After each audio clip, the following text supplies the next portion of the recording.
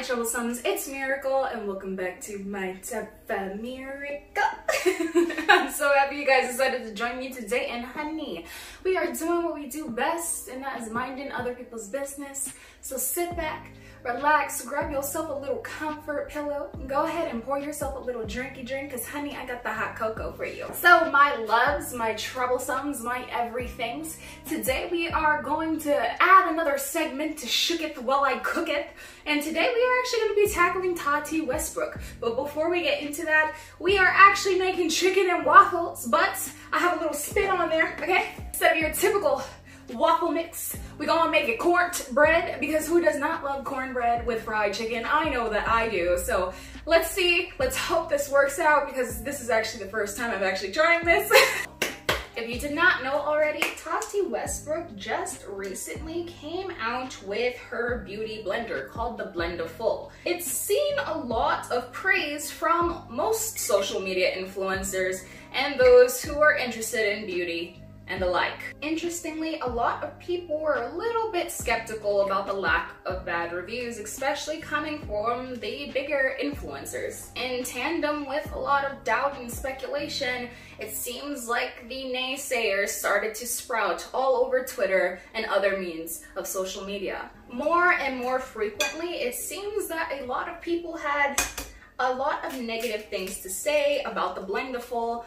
They were complaining about quality control. There was complaints about the seams coming undone. There were a lot of complaints about it not being clean enough after it went into the wash. So what actually was going on? Much to the irritation of many of the people all over the web, it seemed like Tati Westbrook was not providing anyone any answers. In fact, a lot of people were kind of attributing her qualities to that of Jaclyn Hill. But as you may have seen already, Tati Westbrook has actually released a formal video on how to use her beauty blender, and she also provides an explanation of all of the doubts that many people held towards her product. The much anticipated Blendiful in action video that I had always intended on filming and posting close to the launch. We're a couple weeks after launch at this point, and I feel that now that there have been a lot of different opinions, speculations, conspiracies over the Blendiful, that I wanted to sit down and just have a chat with you guys first off. So I want to make it widely known, loudly known, that this is not a recalled product. It's not a bad product. There are no major issues with the Blendiful. She starts this conversation off by saying, hey guys, I know that this is not some new and improved and high-tech sort of product that has never been on the market before.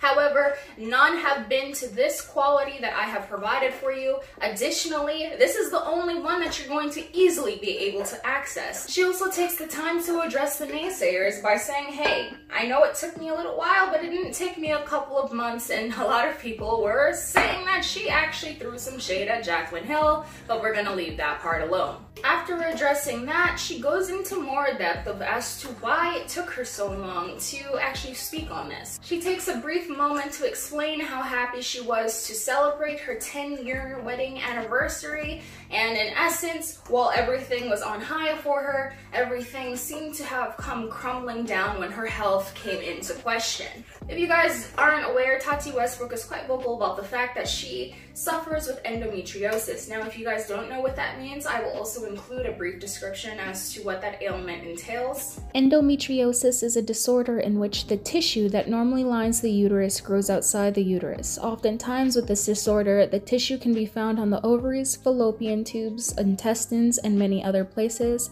Most people with this disorder experience an excruciating amount of pain. And in so doing, she also appeals to the fact that, hey, I am within rights to withhold any sort of health-related issues. She also touches upon many conversations where people have put their input into how she should handle her ailments and have provided very insensitive comments to what she goes through pertaining to her ailments. She also takes a moment to chastise media outlets for playing into the whole fanfare and groupthink. The chastising did not only stay towards these media outlets, but she also ended up pairing it with a lot of drama channels that were also speaking on the matter of her ailment. The overall gist of what she had to say about these media outlets is that they like to play into hysteria, and how on top of them playing into hysteria, it's doing a numerous amount of things. She goes on to explain that her numbers are doing extremely well, how less than 1% of the individuals who have received the Blendiful have had any formal complaints. Additionally, she was able to rectify the issues by reaching out to these individuals, especially during her free time, and then she offers a means to end up compensating these individuals by replacing said products or by insinuating that she's going to offer a refund onto them. She goes on to further explain that while she trusts her team, this is her bread and her butter, this is her baby essentially, and she's making sure that she is doing everything within her power to make sure that all of everyone's needs are being met. Tati also takes the time to speak about the trolls that have been surfacing all over the internet for the sake of clout. She goes into depth with saying that for a lot of people who are voicing their complaints, she was reaching out to them. However, something interesting happens. A lot of individuals either would read her messages and would not respond. They would completely disregard what she was saying and continue to keep on talking about how terrible the product was. And additionally, a lot of people could not provide any sort of order numbers. So she in turn ends up responding by saying, "Hi, I grew up in Seattle. I grew up around a lot of techie people who do code for a living. So I just want you to know that with each image that you end up releasing and each statement that you end up releasing, be aware that there is metadata attached to that. And in turn, if anyone really wanted to look into it, we can find out the information by your digital trail." And after all of that, she actually closes this off by continuing on with how to use her beauty product and how to properly clean the Blendiful. Okay, my Troublesomes, opinion time, opinion time. How do we feel about Tati Westbrook? Well, I don't know. I just feel like she's acting like a CEO is supposed to. Something's going wrong within her company. She's trying to make sure that the reputation of her company is all said and settled with. And that being said, I think that she is doing something that is positive and forcing people to actually have conversation about what's okay and what's not okay. I think she said something that is quite obvious. Her illness has nothing to do with how the product works, so why is that even playing into the conversation? Now, I do feel in essence that she is a little bit too... She lives in a very ideal world because as it is, humans naturally like to gossip amongst one another, and unfortunately, they do like to play into the whole idea of hysteria because unfortunately, hysteria gets clicks. Think about all the clickbaity titles you've ever clicked on. Think about how the media likes to sensationalize things. Oftentimes when it comes to tragedy, that plays over and over and over on the media. A lot of people would argue that Tati Westbrook brought this upon herself because if she did not want people to know about her health condition, she would not have responded to this person in public. Literally, I made one response publicly in a thread where I was not even just like mentioning this as a whole to the whole Twitter audience.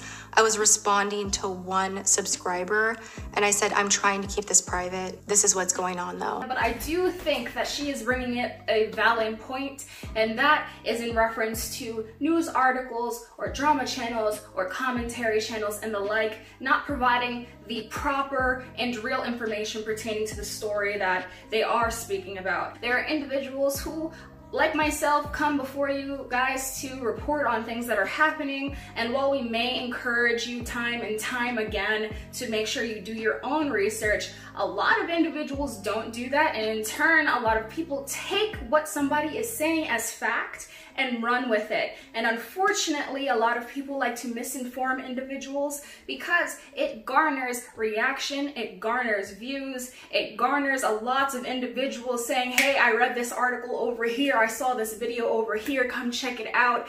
And as far as anybody else is concerned, that just means their wallets are validated. Now, the only thing that rubs me the wrong way was the fact that Tati Westbrook brought up the whole issue when it comes to the metadata that is associated with everybody's account. Because as far as I'm concerned, I understand what she's saying, that it is true that there are traces of you wherever you go on the interwebs. It does sound as if she's almost threatening people. And I don't know if you guys felt the same way. You will be able to let me know how you feel about it, but that's the only thing that I'm like, Tati, that part you could have left out. I just want to also have like kind of a Tati educational moment with you guys, specifically to my younger audience. You have a digital footprint. There's metadata in every photo that you post online. Your IP address is tied to your Twitter. So even if you have 5, 6, 7, 10, 12 accounts and you have different icons and a teddy bear account or no picture at all,